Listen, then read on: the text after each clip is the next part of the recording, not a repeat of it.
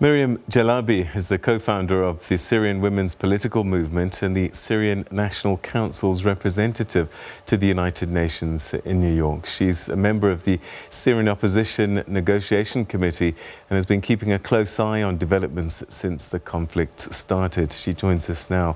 Thanks very much indeed for joining us, and welcome to the program. Thank you for having me. It's incredible that it's been 10 years. I remember when these protests broke out 10 years ago, and there was, of course, the news that followed with the way that the protests were put down. But it seems to have been almost a silent war that's carried on for a decade now. Yes, it has not stopped. The media and the international's interest, the international media's interest and the international community's interest in it have subsided. The war is still going. People are still getting killed. People are still getting arrested. People are still getting, like we heard now, the Special Envoy Peterson talking about the situation in Syria. It's terrible. It calls for an international community action to stop the atrocities that are happening there. Give us a sense of the destruction that's taking place over the 10 years, lives lost, and we've just been talking about those that have been displaced internally and externally. Tell us what's been happening over the 10 years. So one thing I always like to talk about when I'm addressing the Syria crisis for an international community is that sometimes it's seen as if it's a complicated crisis, that it is something that we cannot understand, and there are so many world powers, that are gotten involved in the last 10 years, and there are so many powers that are just fighting, like if it's a proxy war. But really what's happening in Syria is that there is a dictatorship that has been ruling the land for the last 50 years, father to son inherited. And when the people decided in the Arab Spring to come out 10 years ago to the street to ask for basic freedoms, to just vote for the president and their representatives in government and have some kind of freedoms to live by. My dad had to flee the country when I was young still, and that was because he was imprisoned 5 times. And my dad is a doctor. He was just participating in talks, in conversations about how to create non-violent change on the ground, and that was seen as something, very threatening to the government. So a lot of people had been leaving Syria even before the revolution started. So the revolution was like the tipping point. Enough is enough when people came out to the streets. So the regime since then has been using the idea that these people have come out in these demonstrations because they're terrorists, because they're Islamists, because they're this, they're that. But in reality, people have come out to ask for democracy and freedom and dignity. They started getting defeated throughout, and because the people's power was great. And then the revolution turned, as you just said, from 9 months of peaceful demonstrations on the ground, like it's happening now in Burma. You could imagine, like in other places also of the world where demonstrations come out to create change. And then the regime started using full force and violence and militarized power against its people, and later on the Russians and the Iranians forces have joined them. That also doesn't mean that there aren't other countries who have supplied weapons and supported some armed groups on the ground, because people were forced in the end to carry arms because they've been attacked in everywhere possible. So people did carry arms to protect themselves, and that's what seems to have made it complicated for a lot of the internationals that listen to us on the media. But that has not changed the fact that air power and most of the artillery, most of the military power on the ground in Syria is by the regime and its allies. Most of the atrocity, over 90% of the atrocities that have taken place in Syria are at the hands of the regime. 8 million refugees outside of Syria, 6 million displaced inside, 70% of the infrastructure of the country is destroyed, 5 million children that are not going to school, over 1,000 medical personnel that have been specifically targeted by this regime to be killed, because this is the first resort that the regime uses in terrorizing people and in killing every, people who are helping, just field hospitals, people who are helping the injured, people who are helping, civilians. They are getting targeted, the aid workers. So it has been a very long 10 years. And I hear some people say, has the war ended in Syria? Has the Assad regime taken over? And I say, you know what, when we first came out to the street, when Syrians first came out to the street asking for democracy and freedom, they came out to get those democracy and freedom rights, and they still don't have them, so we continue. Why do you think it's been able to continue for so long? Why after 10 years, is there still no sign of a coming to an end for this? There is no, like you said, there is a full support to the regime by the Russian regime, by the Russian government, and by the Iranian government. Both regimes, we know their stand on human rights and human dignity and freedom. And the international community is not somehow has not shown enough interest in trying to resolve this crisis, because with huge support to the regime in that extent, killing its own people.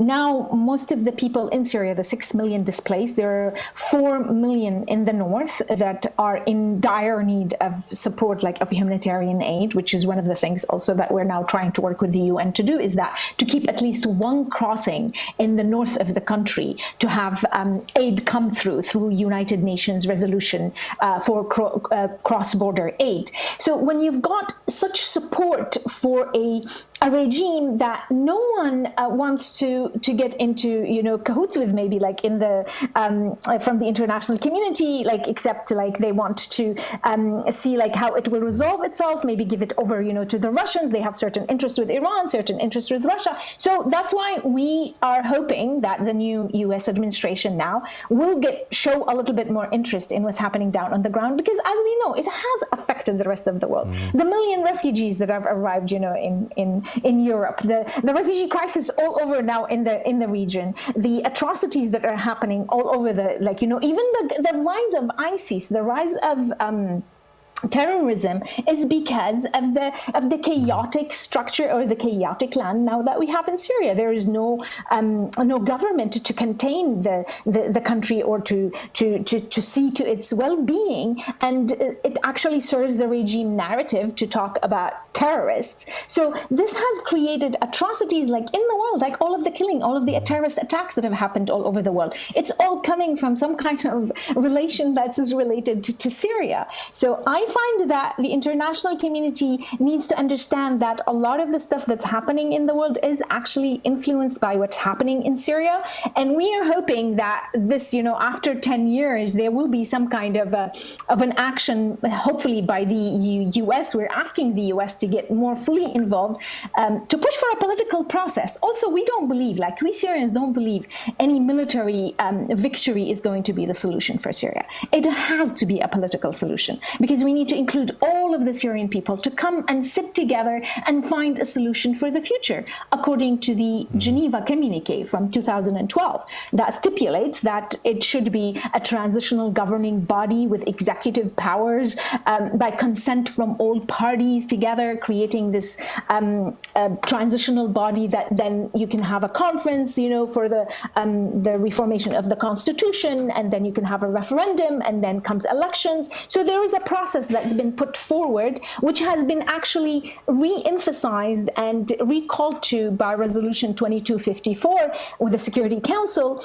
And this is what we want to be put in effect. And we're hoping that the international community will put its weight after 10 years and make this happen. But I guess it will be very difficult for somebody like President Bashar al-Assad to want to see change, as unsustainable as the status quo is. As long as he's got the support of Russia, what's the incentive to change? The regime itself, Assad and the apparatus, the Assad regime, they don't have an incentive to change. It has to be but they're supported by Russia and they're supported by Iran. The Syrian regime was about to fall in 2015 if it didn't invite the Russian army to come and take over in Syria. So now Syria is actually ruled on the ground by the Iranian forces and in air by the the Russian forces. The Syrian regime is under so much debt that it had to hand over a contract to Iran a couple of years ago for borrowing some $20 billion from them to pay off, their people. They gave them a monopoly over the cement production, because now when the reconstruction starts again happening in Syria, as I said, most of the infrastructure is destroyed. This will be in the hands of the Iranian regime.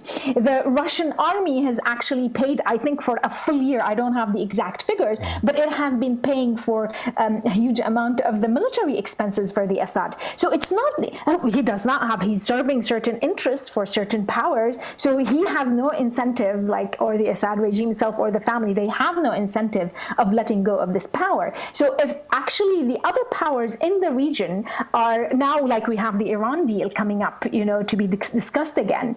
And it seems that the way it was done before with Obama's administration, that Syria was not part of the calculation. Yemen was not part of the calculation. It was a different type of calculation. So we're hoping maybe now, this time, is there a chance maybe that when you're negotiating with Iran on nuclear weapons, you can also negotiate on the influence that they have in the region and how we can curtail that.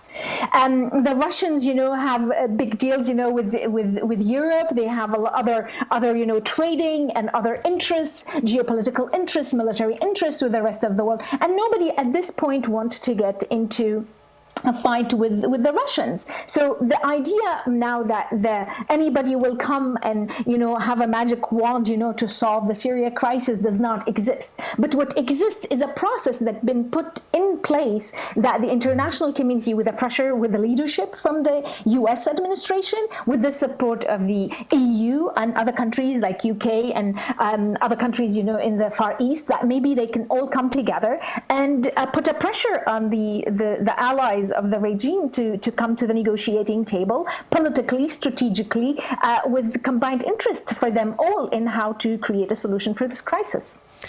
In the meantime, the scars run deep for the Syrian people. 10 years, that means a whole generation of children actually have probably been robbed of a future. It's going to be very difficult, even if peace was to come now, to start rebuilding just the psyche of the people going forward. I mean, this must be a mammoth issue to deal with. Yes, I agree. I do want to say a little bit that since the revolution started, there has been a lot of innovative and a lot of community work, a lot of civil society work that has been working with people on the ground, that has been working with children. If it wasn't for civil society work, if it wasn't for all of the community work that's taking place on the ground, who are keeping the social fabric of society in general, the women's centers, the aid centers, the health centers, like all kinds of centers that people have started on their own because of the lack of any kind of structure or a government to help them in. This has created a lot of history, a lot of experience, a lot of knowledge of what's happening on the ground, and they're ready and willing and capable of helping. Of course, I mean, the kind of scar you said, how deep it is, it's going to be another generation for it to be resolved. But I think that we need to start by creating an end to this crisis. We do need to deal with all of these issues, but it's happening on everyday basis today, today in Idlib, today in Daraa, today in Homs, and everywhere in Syria. This is still happening. We are creating more and more of generations, more and more kids being born into this crisis. So is there a way for us to stop this? I think that's the first question that we need to be asking ourselves in the international community. We need to stop this, because if we don't stop it now, the scars are going to go on for much longer. And once it stops, I think once the country gets rid of this regime and there's some kind of a transition that's taking place, many Syrians want to go back. People want to go back to their houses. They want to go back to their families. They want to go back to their neighborhood. They want to go back, rebuild the life they have. And I do want to say, like, my aunt, who's 80 years old, was actually fled the Golan Heights in the war of 76, like when there was a war with Israel. And then they went back to the village after, a liberation of their village, with the deal with Israel. in the peace deal with Israel. And then she went back to the village and they rebuilt their houses. I was talking to her a few months back and she said, you know what, we'll go back and we'll rebuild it. Her house is destroyed again for the second time. So I feel that there is, not just me, all of us Syrians have this very strong, committed cause that we have to create a new Syria that is democratic, that's actually human rights based, that you will find the people to go back and rebuild. They just need the space. They just need this political solution to start taking effect, taking shape of some sort, so we can deal with all of these atrocities, the very deeply scarred, psyche of people and identity and issues, of multi-ethnic dimensions, that we have. We will deal with all of that stuff, and it's not going to be easy. It's just as long as we don't have, barrel bombs and scuds coming on top of our heads, on top of the people's heads, living in camps, not having homes to be in, and on top of that being bombed and being tortured and being arrested and being violated in every way. If we could just stop that for now, we will try to deal with the rest of the issues that we will have to deal with, like aftermath of war. Mm-hmm. We're running out of time, but perhaps one final question. 2011, Bashar al-Assad had quite a bit of support as well, with all kinds of dictatorships. There's patronage and people who stand to gain when they're in power. But 10 years on, are you getting a sense that even those that once supported al-Assad perhaps are getting fatigued with what's been going on? Or are they diehard supporters to the end?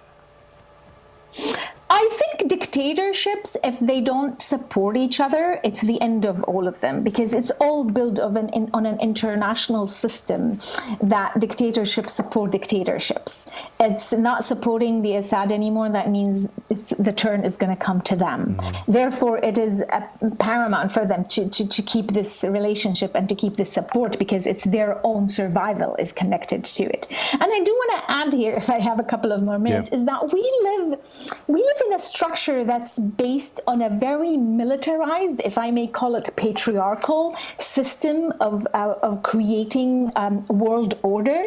So whoever has more military power or willing to invest in the military power that they have, put more money into that, then they're the ones who have the end result, the ones who win in the end. And unless we neutralize that on the ground in Syria, unless we take that whole military aspect away from what's happening in Syria, we cannot create a political process. There cannot be a political process while still the military power of dictatorship or not is taking over the land. And this is where I feel dictatorships have controlled their people, like everywhere when you're looking at. It's controlling them by the power of the gun, by the fear and the sound of the gun. If we can eliminate that, I believe that we can have a much better chance at building democracies in all of these dictatorships, starting with Syria.